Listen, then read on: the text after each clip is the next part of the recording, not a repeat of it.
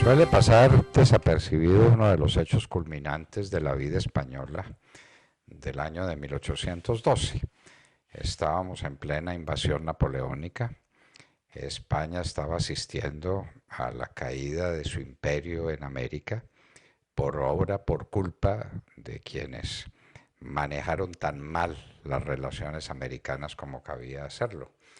Entonces, España en esa situación crítica, ¿qué camino tomar? Y viene la reacción contra el absolutismo de los reyes y especialmente contra Carlos IV, que había sido el culpable de tantas desventuras recientes de España, porque las desventuras de España habían empezado bastante antes, después de que se pusiera el sol en el mundo español, después especialmente de Felipe II, el último grande de los colosos españoles. Lo que siguió después fue una historia decadente, una historia muy dura, una historia muy complicada, que a comienzos del siglo XIX tiene la invasión napoleónica como uno de los elementos catastróficos de la vida de España. Pero España tiene grandes energías, España tiene grande capacidad. Y en España se propone lo que debió haber sido la solución de la vida española y haber cambiado la historia de ese pueblo para siempre, una constitución distinta que acabara con el absolutismo de los reyes y que permitiera, si querían mantener la vieja tradición de los reyes, unos reyes que reinaran pero sin gobernar, unos reyes cuyo poder absoluto debía ser limitado. No puede haber nada ilimitado. Era lo que se decía en la Constitución de Cádiz de 1812, la que los comentaristas llaman cariñosamente la Pepa.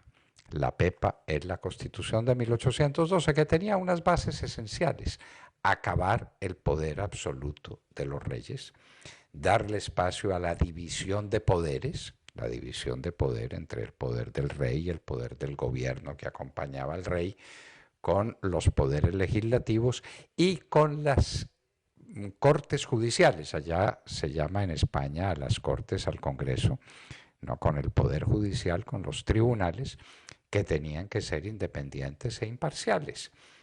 Y, por supuesto, con libertad de prensa, libertad de expresión. Era la época en que España conocía la pluma de inmensos periodistas y de inmensos costumbristas como Mariano José de Larra, por ejemplo. Nada menos que eso, el gran Fígaro o el pobrecito hablador. Y también en esa Constitución española de 1812, que fue tan rápidamente derogada, se hablaba de la felicidad de los pueblos. La Constitución de Cádiz, la Pepa, tuvo poca vigencia en España, pero tuvo una inmensa trascendencia en América. Los americanos conocieron la Pepa, conocieron la Constitución de Cádiz y pedían la aplicación de la Constitución de Cádiz, especialmente en lo que se refería al tratamiento y a la libertad de todas las potencias, de todos los países de ultramar, que pedían una cosa elemental: ser tratados como españoles. ¿No era esta, pues, la España de ultramar? ¿No era la España que tenía que batirse contra los ingleses y contra los corsarios y contra todos en nombre del rey? ¿No era esta la fuente de la riqueza española, que recibía continuamente los grandes cargamentos de oro y de plata y de piedras preciosas que venían de América? Si todo eso era así, ¿por qué no había representación en las cortes de la gente de ultramar?